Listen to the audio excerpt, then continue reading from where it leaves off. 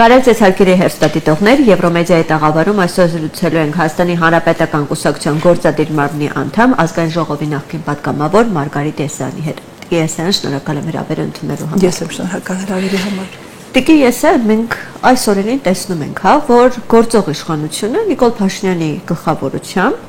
հերթով ինքը ներկայացնում է, ասում է, տեսեք, սկզբում սա ենք անելու, հետո սա եկեղեցին, սա մնատրություն, սա ու այս ամենի, այսինքն գծագրված, այսպես գնում են ու ներկայացնում են, թե 26 թվականին ինչ ծրագրով են ներկայանում, գիտենք 4 հանրապետություն, նոր սահմանադրություն, այսպես, բայց մենք տեսնում ենք հակառակ կողմը, որ ի տարբերություն սրա ընդդիմադիրները չգիտեմ պասիվ, այսպես գործելավոճ են որդեգրել, ընդհանրապես գրառումներով արձագանքում են եւ սա է հակազդեցությունը գործող իշխանությունների քայլելի։ Այլ դուք որպես ընդդիմադիր, գործիչ, ինչպես եք այս իրավիճակը գնահատում ու հակազդեցությունը, այս ամենը դուք բավարար գնահատում եք ընդդիմության քայլերը։ Շնորհակալ եմ ձեր դիտարկումների համար, դուք հիմա նկատեցիք այն եւ խոսեցիք այն մասին, ինչի մասին շարունակ ես խոսում եմ, եւ շատ քաղաքական գործիչներ են խոսում, ցավոք սրտի Հայաստանի Հանրապետությունում մենք այսօր ունենք այնպիսի իրավիճակ, որ օրակարգը դեռ թելադրում է իշխանությունը եւ ընդդիմությանը չի հաջողվում առայժմ ամբողջովին օրակարգ թելադրել եւ իրավիճակի ընթացքը, իրավիճակի հսկողությունը վերցնել իր ձեռքը։ Սա իրականում լավորից չէ եւ ես ինքնակնադատաբար պիտի ասեմ, որ Հայաստանի Հանրապետությունում այսօր ընդդիմությունը դուք էլ լավ գիտեք, դա տեսանելի է շատերի համար, գրեթե բոլորի համար, ընդդիմությունը տարբեր թևեր, տարբեր տրամադրություններ ունի եւ տարբեր ակնկալիքներ ունի։ Մենք ցավոք սրտի ունենք ընդդիմության ինչ-որ հատված, որ մտածում է, որ հնարավոր է Նիկոլ Փաշինյանի կառավարության ընթացքի մեջ գնալ հերթական պարլամենտական ընտրությունների եւ իշխանություն վերցնել։ Ունենք ընդդիմության մի հատված, որը մտածում է, որ հնարավոր է Նիկոլ Փաշինյանի կառավարման օրոք գնալ հերթական ընտրությունների եւ մի քանի մանդատ ձեռք գցել։ Ունենք ընդդիմության մի հատված, որը ակնկալում է, որ Նիկոլ Փաշինյանին պետք է գալու որպես ընդդիմություն եւ հարմար պահի օգտագործվելու է Նիկոլ Փաշինյանի իշխանության կողմից այս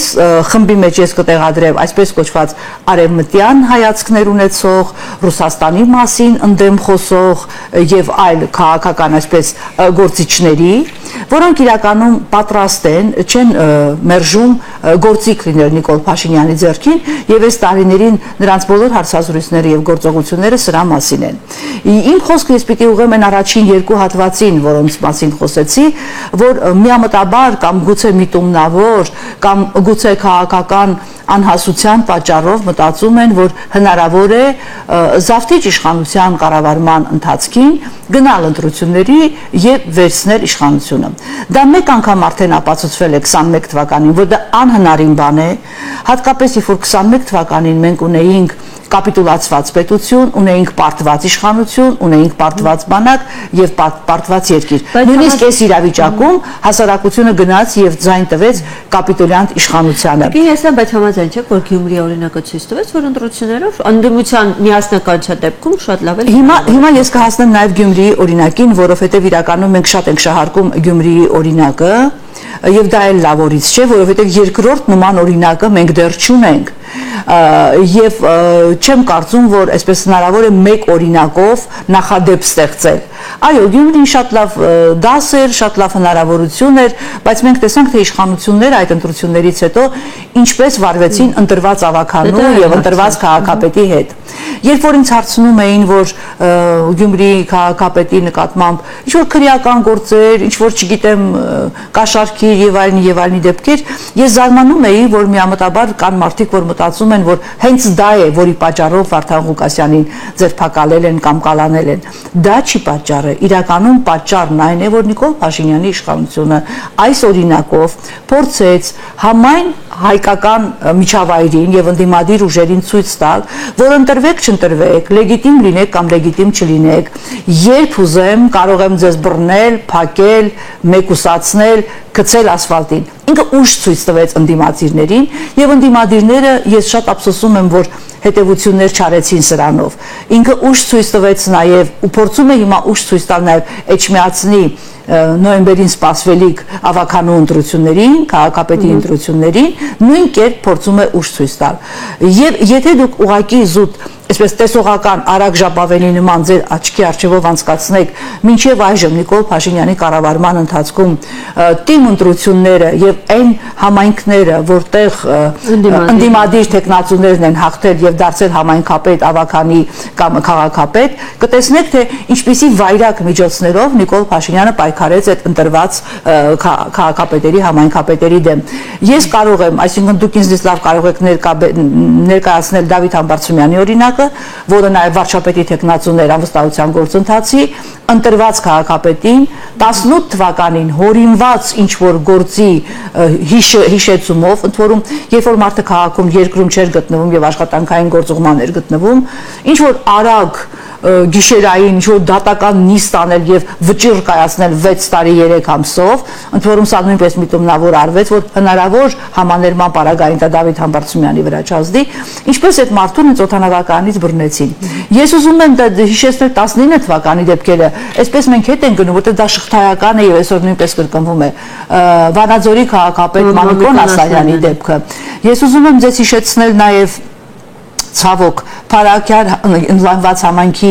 համայնքապետի սպանությունը, որը մինչև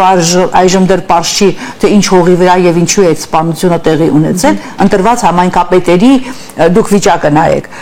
Քրեական նորից գործ արտնացվեց Գորիսի համայնքապետի նկատմամբ։ Այսինքն Նիկոլ Փաշինյանի կառավարման տարիներին որևէ դեմոկրատական ժողովրդավարական ընտրություն չի կարող իր տրամաբանական վիճակին հասնել եւ մնալ հաստատուն։ Եվ այս իրավիճակում, երբ որ որոշ քաղաքական գործիչներ ու ցավոք սրտի բավականին կենսագրություն ունեցող ճանապարհ անցած քաղաքական ուժեր եւ քաղաքական գործիչներ ելի մտածում են, թե 26 թվականին գնալով ընտրությունների կրելու են Նիկոլ Փաշինյանին, իշխանապողություն են իրականացնելու, վերցնելու են իշխանությունը Հայաստանում, դրանք կամ միամիտ են, որին ես չեմ հավատում, որ իրենք միամիտ են, կամ միտումնավոր են անում, որին չեմ ուզում ուղղակի հավատալ, որ միտումնավոր են անում, կամ էլ պարզապես իրանք չեն պատկերացնում այն պահի լրջությունը, որի մեջ գտնվում է Հայաստանի Հանրապետությունը։ Տիկին Եսյան, հենց ձեր այդ մատնանշած բոլոր օրինակները, հենց խնդիրը դա է, որ մենք բազմիցս լսել ենք, որ ընդդիմադիրները ասել են, այս իշխանությանը մնաց 1 ամիս, 1 շաբաթ ու ժամանակները նշել, բայց մենք մինչ օրս տենում ենք, որ լրիվ հակառակն է։ Չէ, ներողություն, թույլ տվեք է հաջողվում հիմնական ընդդիմադիրներին չեզոքացնել։ Չէ, տեսեք, այո, առայժմ իրեն է հաջողվում, բայց ձեր հարցի առաջին մասին ես տեսակ մի անգամից փորձեցի կներեք ընդհատել ձեզ, որովհետև համամիտ չեմ ես դրա հետ, որևէ ընդդիմադիր ուժ կամ ընդդիմադիր քաղաքական գործիչ ժամկետներ լրջիմիտ քաղաքական ուժերի եւ գործիչների մասն ժամկետներ չի նշել։ Եթե դուք նկատի ունեք դիմադրության շարժման եւ փրկության շարժման հարթակից հնչող ելույթները, դրանք բոլորովին այլ բան են։ Դրանք այն մասին են մարդկանց ոգևորելու, ոգեշնչելու, որտեղ քաղաքական ռետորիկան նման բան է նաեւ ակնկալում։ Տիկին ասեմ, բայց դա հակառակ էֆեկտը չի լինում, որ երբ որ ժամկետներ ես նշում ու դա չի լինում, մարդկանց մոտ հակառակը ավելի հիասթափություն է լինում, ոչ թե ոգևորություն։ Մարդկանց մոտ հիասթափությունը մեծ բարձր աստիճանի է գերադրական, ոչ թե այդ պատճառով, որ ժամկետներ են նշում եւ չի լինում, այլ այն պատճառով, որը դուք ձեր հարցի առաջին մասում շատ պրոֆեսիոնալ ձևակերպեցիք, այն պատճառով, որ մարդիկ հասարակությունը տեսնում են, որ անգամ այս ճակատագրական ողբերգական իրավիճակում օրակարգ թելադրում է Նիկոլ Փաշինյանը։ Սա ինձ այս պատճառով են մարդիկ հիասթափվում։ Ես ելի եմ ասում, սոցիոլոգիական հարցումներ, սոցիալական հարցումներ, կենցաղային զրույցներ, բոլոր բաները այն մասին են, որ Նիկոլ Փաշինյանը հասարակության կողմից, եթե ոչ 95-96%-ով, ապա 90%-ով հաստատ մերժված է։ Ցավոք սրտի, այս տրամպլինը, այս հնարավորությունը մեր ընդդիմադիրները չեն կարողանում կամ ոմանք, արդեն ես համոզվում եմ, որ չեն ուզում օգտագործել։ Ինչու եմ համոզված, որովհետև Հանրապետական կուսակցության պատիվ ունեմ խմբակցության նախաձեռնած եւ արդեն նախաձեռնությունը իրենց ձեռքը վերցրած անվստահության գործընթացին ընդդիմադիր քաղաքական ուժերը նաև պարլամենտական, չէ, մենակ ստորագրությունով չի, էլի, գիտեք, դա բան չի, էլի նոտարի մոտ գնալ եւ ստորագրություն հաստատել չի։ Դա տքնաջան տաժանակիր աշխատանք է, որը ենթադրում է աշխատել ԿՊ-ական падգամավորների հետ, անկախ падգամավորների հետ։ Առայժմ այս գործընթացը պատիվ ունեմ խմբակցության падգամավորները ի պատիվ իրենց անում են միայնակ։ Եվ առայժմ ես չեմ լսել, որ Հայաստան խմբակցության падգամավորները այսպես ձեռք-ձեռքի տան, ուսուսի տան պատիվ ունեմի հետ եւ միասին քննարկումներ ունենում տիկին Երանի այդպես լինի, համենայն դեպս դրա մասին որևէ տեղեկատվություն, եթե դուք ունեք, խնդրում եմ ասեք, որ ես ուրախանամ, լավ զգամ, բայց ես նման տեղեկատվություն չունեմ։ Ես վերջերս լսեցի падգամավորներից մեկի դիտողությունը լրագրողներից մեկին, որ իսկ ձեզ հաջողվել է Civic-ից կամ չգիտեմ որ իշխանական կայքից որևէ լրագրողի այս կողմ բերել։ Բայց միթե լրագրողի խնդիրն է դա, քաղաքական ուժերը բոլորովին այլ օրակարգ պիտի ունենան, այլ անելիք պիտի ունենան, եւ եթե մտել են այս գործընթացի մեջ, պիտի նաև քայլեր անեն, պիտի նաև գործ անեն, որովհետև ստորագրություն տալը մի բան է, լավ բան է։ Դա եք ուզում տվեցին։ Չէ։ Ասում եք առաջին նախապայմանը ստորագրությունն է։ Այո, առաջին նախապայմանը ստորագրությունն է, որովհետև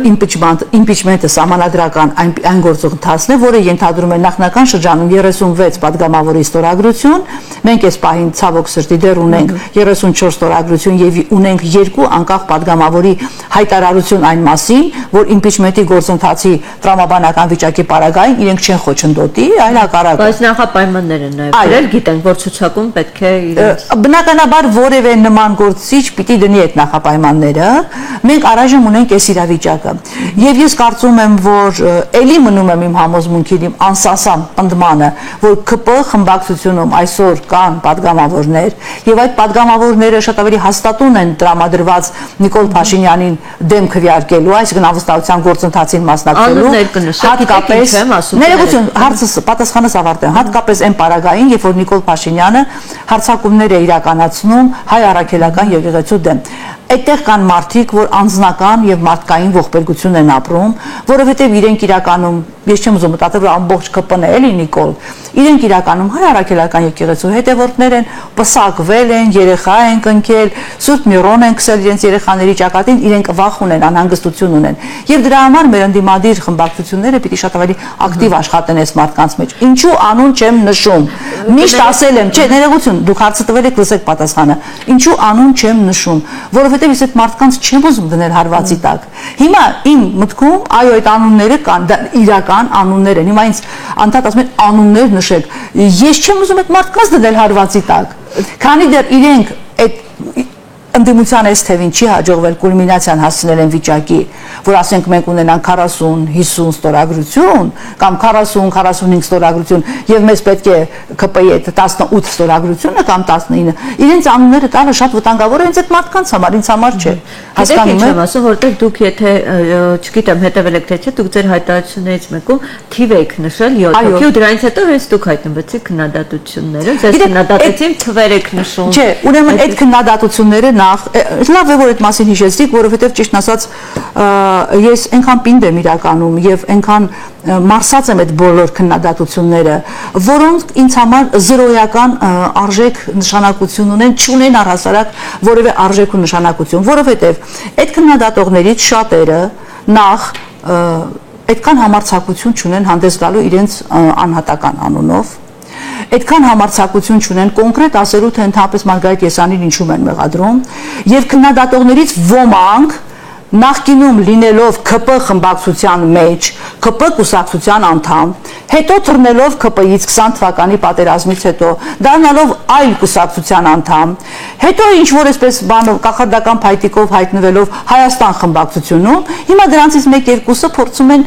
իբր թե ինձ քննադատել, քննադատեք, ուժեղ մարդուն են քննադատում, որովհետև իրենք շատ լավ հասկանում են, որ Մարգարիտ Եսյան այս բոլոր տարիներին որևէ անհիմն հայտարարություն չի արել եւ չի պատրաստվում անել։ Այդ մարդիկ կան եւ ի լրումն կամ ի ամփոփումն այս դեր դիտարկման ուզում եմ ասել, ինչպես է ստացվում կամ ինչպես են այդ մարդիկ մտածում, որ իրենք կարող են ԿՊ-ից թռնել, գնալ նատուրիշ կուսակցություն, այն Մարիոյի պես, ասես պատտվել հետո հայտնվել Հայաստան խմբակցությունում, ԿՊ-ից այլ մարդիկ չեն կարող։ այստեղ փակենք այս հարցը, որովհետև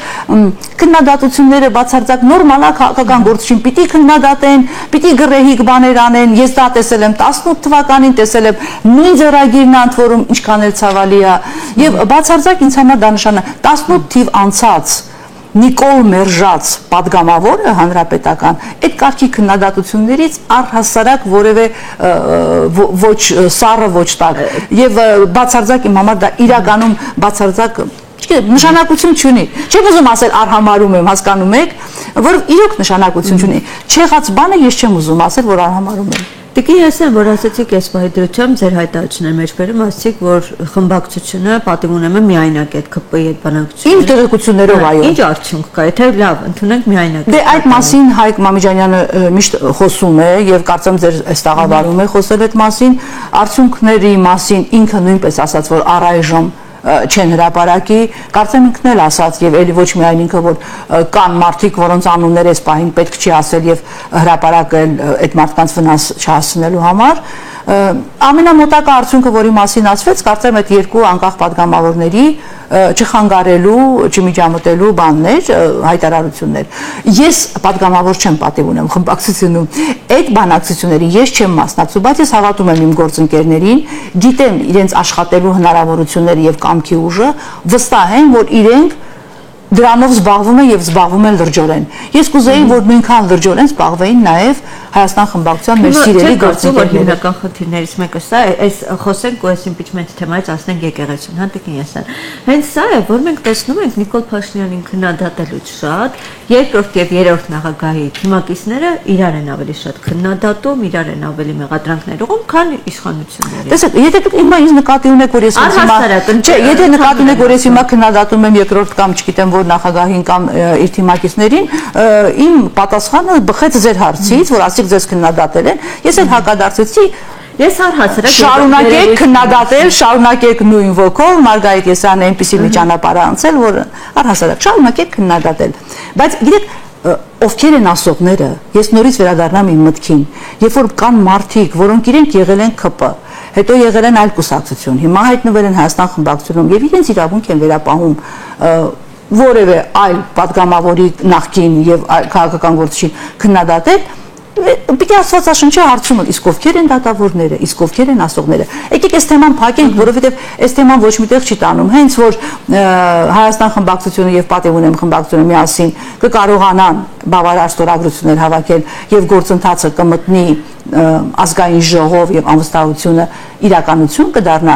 այլևս Նիկոլ Փաշինյանը չի լինի օրակարգ թելադրողը, Նիկոլ Փաշինյանը կդառնա ընդդիմությունը, կդառնա հասարակությունը, որովհետև ամենակարևորը, որ պիտի անի ընդդիմությունը, բացի այս ստորագրությունները հավաքելուց, ինչը անում է Հանրապետական կուսակցությունը, ես սա կարող եմ պարզերես ասել, որովհետև ես նույնպես դրանով զբաղվում եմ, մարդկանց հետ խոսելն է, մարդկանց համոզելն է, մարդկանց հետ զրուցելն է, որպեսզի կարևոր պահին, ճիշտ պահին մարդիկ փողոց դուրս գան։ Այդ impeachment-ը չի իրականանա, եթե ընդդիմությանը չհաջողվի փողոց գեներացնել, հասարակությանը համոզել, վստահություն ներշնչել, որ այս անգամ, երբ որ մարդիկ դուրս կգան եւ փողոցում կկանգնեն, իրենց տուն ուղարկող չի լինելու, որ այս անգամ իրենց շարժումը, մեր շարժումը կառաջնորդեն գործիչներ, որոնք կներեք այս ձևակերպումը ես արել եմ մի որոշ ժամանակ առաջ, հիմա պիտի կրկնեմ, որոնք մահապարտ են, որոնք պատրաստ են կանգնել օր ու գիշեր եւ գործընթացը իրականացնել։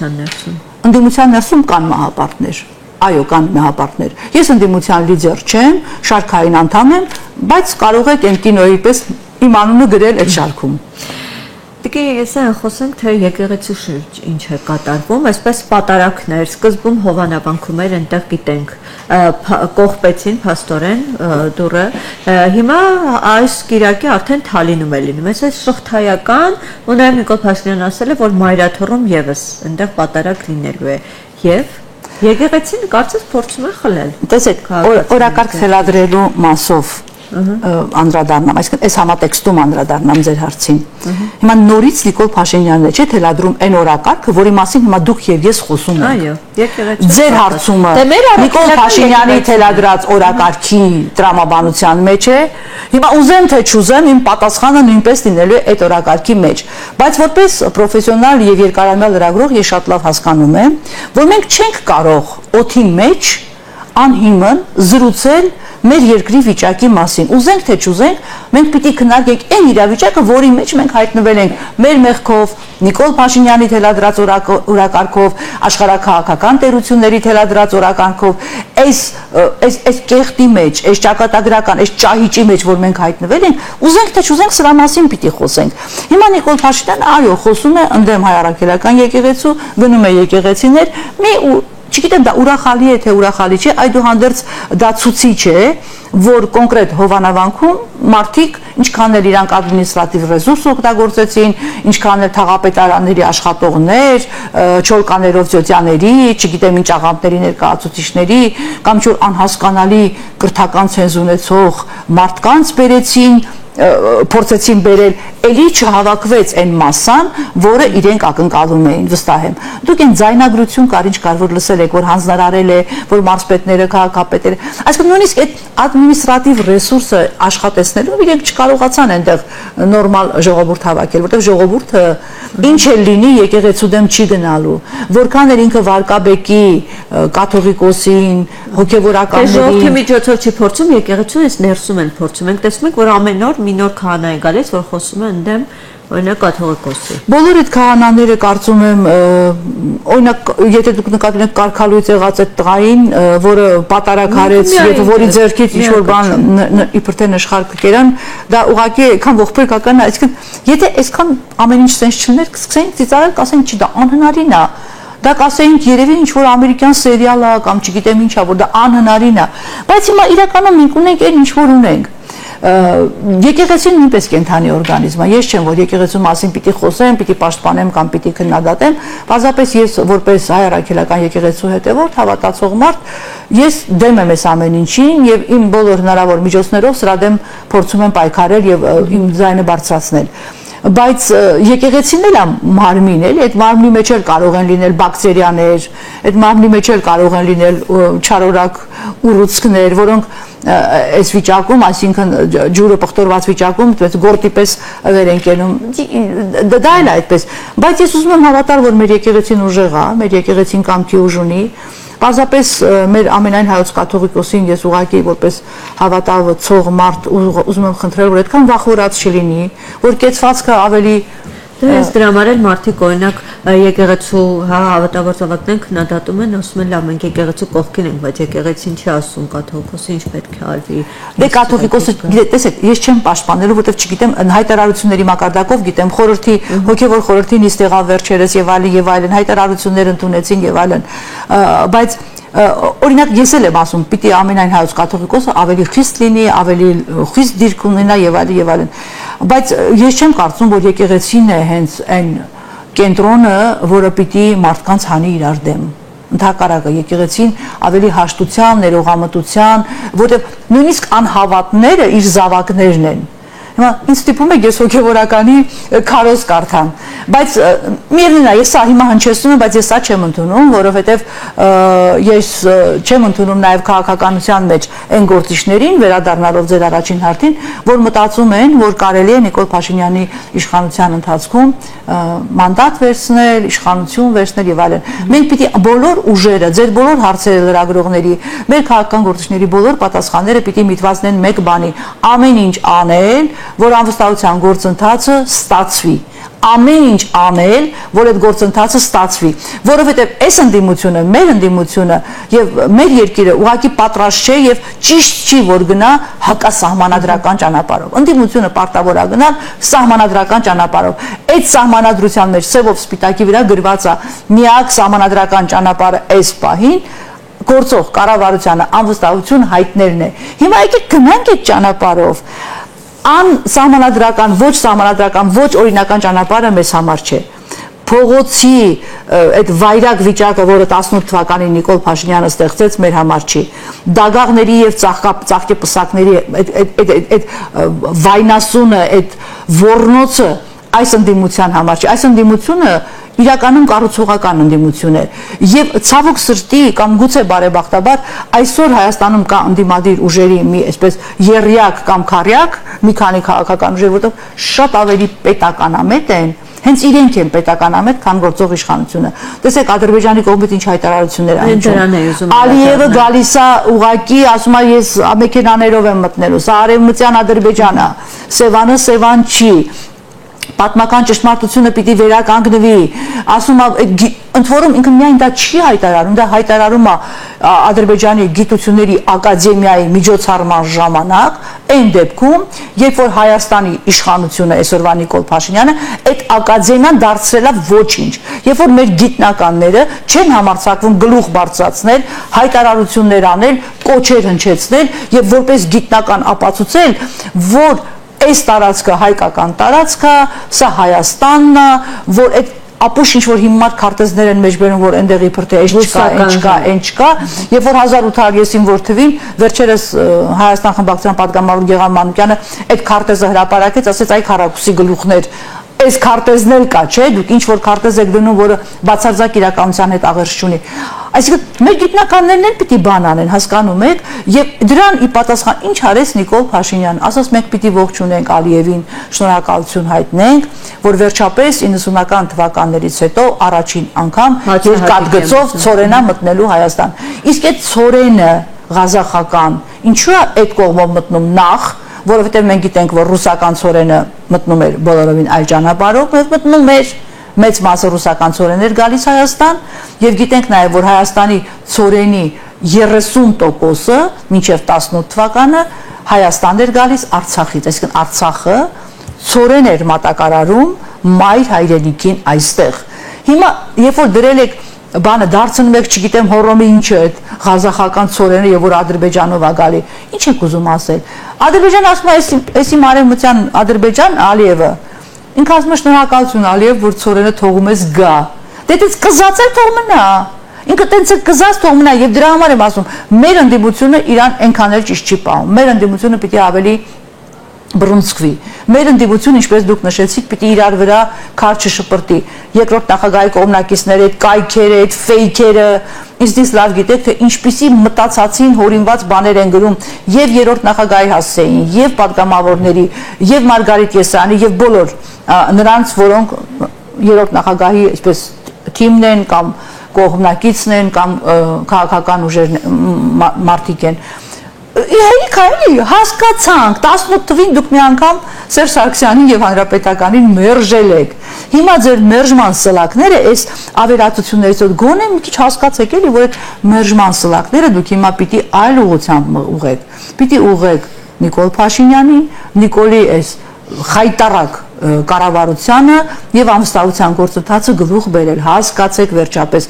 Այդ 18 թիվը արեցիք, մարսեցիք, երկրի հերն անիծվեց դրա պատճառով։ Հիմա տղերք ջան, ուրիշ բան պիտի անեք, որովհետև եթե այսօր Հայաստանի Հանրապետությունում 18 թվականից ի վեր կա ընդդիմադիր քաղաքական ուժ, որը ընդդեմ է խոսել Նիկոլ Փաշինյանին, 55 падգամավոր, մեկը դրանցից Մարգարիտ Եսյանը, երկու անգամ չի քվեարկել Նիկոլ Փաշինյանի վարչապետությանը, իսկ այսօր Հայաստան խմբակցությունում նստած լիքը падգամավորներ, որ այն ժամանակ էլ էին падգամավորներ, կողմ են քվեարկել երկու անգամ էլ Նիկոլ Փաշինյանի վարչապետությանը, գոնե սսկվեն, այմոտ, գոնե հասկանան, որ մեր հետ պիտի լինեն, միասին պիտի լինեն, ես չեմ ասում մենք առաջ իրանք հետ, միասին է հնարավոր, մենք միշտ ասել ենք, որևէ մեկ առանձին վերցրած քաղաքական ուժ չի կարող Նիկոլ Փաշինյանի իշխանությունից հեռացնել, դա պիտի լինի միասնական, բոլոր ընդդիմադիր ուժերը միասին։ Շնորհակալ եմ դեզրության։ Ես եմ շնորհակալ։ Հարգելի հեռուստադիտողներ, ես հիշեցնում, որ զրուցում ենք Հայաստանի Հանրապետական կուսակցության գործադիր մարմնի անդամ Մարգարիտ Եսյանի հետ։ Շնորհակալ եմ զրույցին հետևելու համար։